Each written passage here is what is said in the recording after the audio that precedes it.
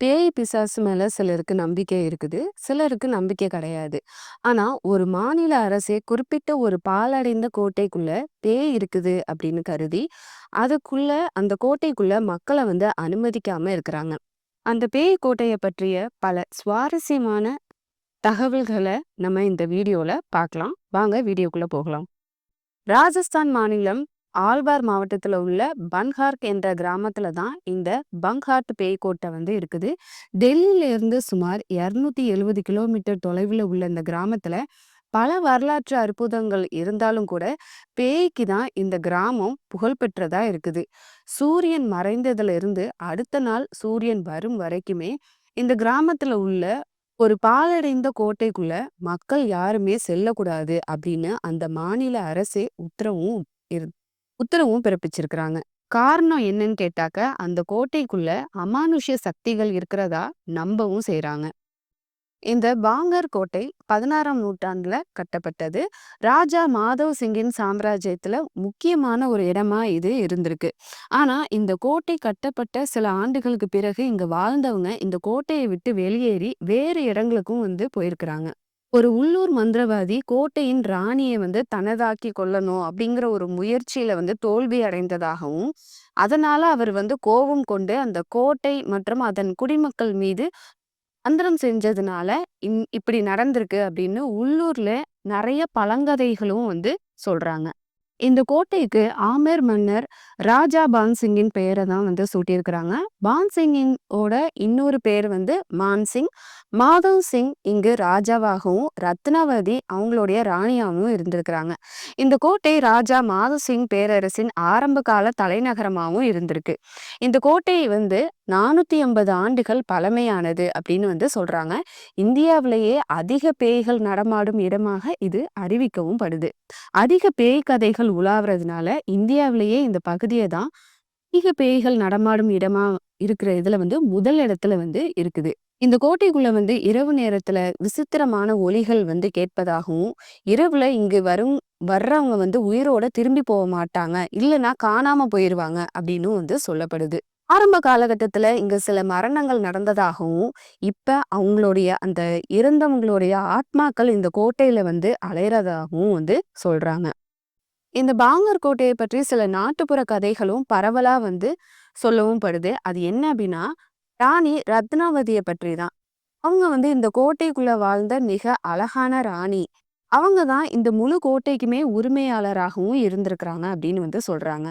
இந்த ராணியை அடைய விரும்பிய மந்திரவாதியின் கதையும் இங்க சுத்திக்கிட்டு தான் இருக்குது. ராணியை தனதாக்கி கொள்ளணும் அப்படின்னு விரும்பிய மந்திரவாதி செய்த எல்லா முயற்சிகளுமே கடைசியில தோல்வியில தான் முடியுது. இந்த தோல்விக்கு பிறகுதான் மந்திரவாதி அந்த கோட்டை மக்களுக்கு சாபம் நிறைய கொடுத்திருக்கிறாரு. இந்த கோட்டை அழிந்து நாசமாகுவது உறுதி அப்படின்னும் அவர் சாபம் இருக்கிறாரு.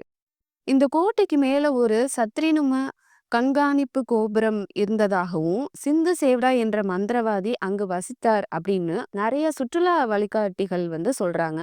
ராணியை தனதாக்கி கொள்ள தவறிய பிறகு இந்த மந்திரவாதி இந்த பாங்கர் கோட்டையின் மீது ஒரு மந்திரம் போட்டதாகவும், அதோட விளைவாக வலுவான இந்த கோட்டையின் பெரும்பாலான பகுதி ஒரு 24 மணி நேரத்துக்குள்ளேயே இடிந்து விழுந்தது அப்படின்னு சொல்றாங்க. 1605ஆம் ஆண்டு இந்த கோட்டையில வசித்தவங்களோட எண்ணிக்கைன்னு பார்த்தாக்க சுமார் 14,000 பேர் இங்க வசிச்சிருக்கிறாங்க. ஆனா அடுத்த ஒரு 24 மணி நேரத்துக்குள்ள ராஜா உட்பட மக்கள் தொகையில பாதி பேர் இங்க இருந்து வெளியேறும் அளவுக்கு ஒரு பேரழிவு ஏற்பட்டிருக்கு. இங்கு குடியேறி இருந்த மக்கள் இங்கிருந்து ஓடி போய் ஆமேரில் குடியேறி அங்கு தற்போது உள்ள ஜெய்ப்பூர் நகரத்தை அமைச்சதாகவும் சொல்றாங்க. இதன் காரணமாக இந்த இடத்த பழைய ஜெய்ப்பூர் என்றும் அழைக்கிறாங்க. பலமுறை தான் பாங்காருக்கு சென்றுள்ளதாக இந்திய பாராநார்மல் சொசைட்டியை சேர்ந்த சித்தார்த் பண்ட்வால் என்ன சொல்றாருன்னா, எங்களுடைய குழு 2012ஆம் ஆண்டுல ஒரு இரவு நேரத்துல இந்த பாங்காருக்கு போனதாகவும், அங்க ஒரு பாராநார்மல் குழு இந்த இடத்துக்கு சென்றது இதுதான் முதல் முறை. எங்களுடைய குழு ஒரு இரவு அங்கே தங்கி இந்த முழு விஷயத்தையும் நம்ம ஆராயணும் அப்படின்னு நினைச்சு நாங்க அதெல்லாம் செஞ்சோம். அங்க இங்க கொண்டுட்டு வந்த கருவிகள் ஆராய்ச்சிக்காக தான் எடுத்துட்டு போனோம். அவற்றோட உதவியோட நாங்கள் தகவல்களையும் நிறைய சேகரிச்சோம்.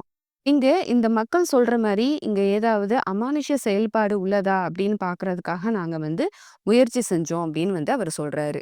எங்களுடைய கருவிகளில் வழக்கத்திற்கு மாறான எந்த ஒரு இறக்கங்களையுமே நாங்க பார்க்கல. உண்மையில இந்த இரவுல நாங்க உணரும்படியான அல்லது பதிவு செய்யும்படியான எந்த ஒரு விஷயமுமே நடக்கல அப்படின்னு சித்தார்த் சொல்றாரு. இந்த பகுதியில பல்வேறு வகையான விலங்குகள் வாழ்றதாகவும், அது வெவ்வேறு ஒலிகள்ல உருவாக்குறதுனால, இங்க இரவு நேரத்துல சத்தங்கள் கேக்குது. இந்த கோட்டையில பல குரங்குகள் வசிக்குது. இங்க இருந்தும், அங்க இருந்தும் மரங்கள்ல அது அமர்ந்து ஏறி இறங்கி விளையாடுறதுனால, மரத்தின் கிளைகள் அசையுது. உலர்ந்த இலைகள் நசுங்குறதுனால ஒலி ஏற்படுது. இவை அனைத்தின் காரணமாக தான் விசித்திரமான ஒலிகள் நமக்கு கேக்குது அப்படின்னு அவரு தெளிவா சொல்றாரு. இந்த கோட்டைய அடையறதுக்கு அடுக்கடுக்கான 3 தொடர் சுவர்கள கடக்கணும். இந்த கோட்டையோட தொடக்கத்துல அத்தியாவசியமான பொருட்கள் விற்கப்பட்ட கடைகளில் தொல்பொருள் எச்சங்கள் இருக்குது. இங்க அத்தியாவசியமான பொருட்களோட விற்பனை நடந்திருக்கலாம் அப்படின்னு சொல்றாங்க. அது மட்டும் இல்லாம இங்க ஜோஹாரி பஜார் அப்படின்னு ஒண்ணு இருக்கிறதாகவும், பொற்கொள்ளர் கடைகள் அங்க இருந்ததாகவும், சில சிறிய கட்டடங்களும் இருந்திருக்கு. அது மட்டும் இல்லாம அங்க பொழுதுபோக்கு நிகழ்ச்சிகளும் நடந்திருக்கு. ஹவேலி என்று அழைக்கப்படும் நடன கலைஞர்களுக்கான ஒரு இடமும் கூட அங்க இருக்குது. இந்த கோட்டையில வசித்த பணக்காரர்களுக்குன்னு ஒரு தனியா ஒரு பகுதியே இருந்ததாகவும், அங்கதான் அரசர் தன்னுடைய அரசவைய நடத்தியிருப்பாங்க அப்படின்னும் சொல்றாங்க. அந்த காலத்துல போர்கள்ல குதிரைகள் மற்றும் யானைகள தானே அதிகமா பயன்படுத்தியிருப்பாங்க. அதனால அந்த விலங்குகள அடைக்கிறதுக்கு பயன்படுத்தப்பட்ட இடமும் கூட அங்க இருந்திருக்கு. இந்த கோட்டையில ஒரு அழகான அரண்மனையும் இருந்திருக்கு. இங்க தான் ராஜா மற்றும் அவருடைய ராணிகள் வாழ்ந்திருக்கிறாங்க. பாதுகாப்பு கண்ணோட்டத்துலன்னு பார்த்தாக்கா, ஒவ்வொரு கோட்டையிலயுமே ஒரு கண்காணிப்பு கோபுரமும் இருக்குது. இந்த கண்காணிப்பு கோபுரம் வழியா அதன் உதவியோட அந்த கோட்டையில வசிக்கிறவங்க மற்றும் வெளியில இருந்து தாக்குதல் நடத்துபவர்களை கண்காணிக்கவும் படுது. இதே மாதிரி ஒரு கண்காணிப்பு கோபுரம் மலையின் உச்சியிலையுமே இருக்குது. இது எல்லாத்தையும் தவிர கைதிகளையும் எதிரிகளையும் அடைக்கிறதுக்காகவே ஒரு சிறையும் இங்க கட்டியிருக்கிறாங்க.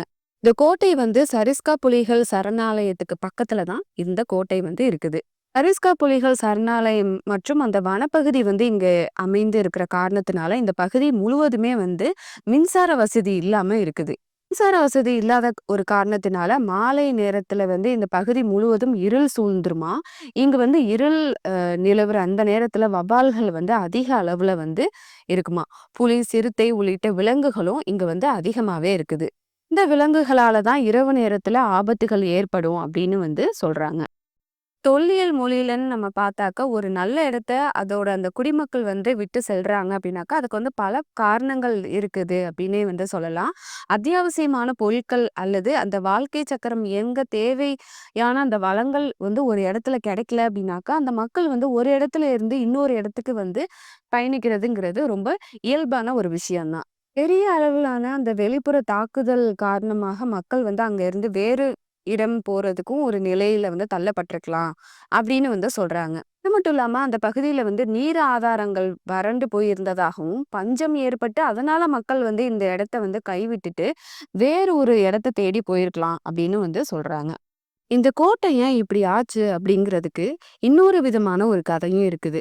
அது என்ன அப்படின்னாக்க, இந்த கோட்டையை கட்டுறதுக்காக முடிவு செஞ்ச மாதோ சிங் என்ற மன்னர் இந்த கோட்டையை கட்டுறதுக்கு முடிவு செஞ்ச அவர் தேர்வு செய்த இடம்னு பார்த்தாக்க, குரு பாலநாத் என்பவர் தியானம் செய்யும் இடமாக இருந்திருக்கு.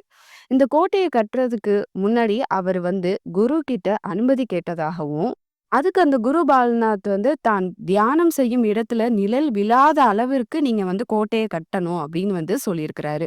இதை ஏற்றுக்கொண்ட மன்னர் அந்த கோட்டையை கட்டுறதுக்கும் ஆரம்பிச்சிருக்கிறாரு. சில மாதங்களிலே சூரியனின் கோணம் மாறும்போது குரு பால்நாத் தியானம் செய்யற இடத்துல நிழல் விழுந்திருக்கு. இதனால கோபமடைந்த குரு பால்நாத் தான் தியானம் செய்யும் இடத்துல நிழல் போட்டு நீங்க மறைச்சதுனால அந்த கிராமத்துல இனி எந்த வீடு கட்டினாலும் நிழலுக்கு மேற்கூரை இருக்காது அப்படின்னு சாபமிட்டதாகவும் சொல்றாங்க. அதே மாதிரி இப்ப அந்த கோட்டையை சுற்றி எதை கட்டினாலுமே மேற்கூரை கட்டி முடிக்க முடியாத ஒரு சூழல் ஏற்படுமா. அப்படி அவங்க மீறி அந்த மேற்கூரை கட்டினாலும் கூட அது இடிந்து விழுந்துரும் அப்படின்னு சொல்றாங்க. இது மாதிரி இன்னும் நிறைய கதைகள் அந்த கிராமத்தை சுத்தி இருந்துகிட்டு தான் இருக்குது.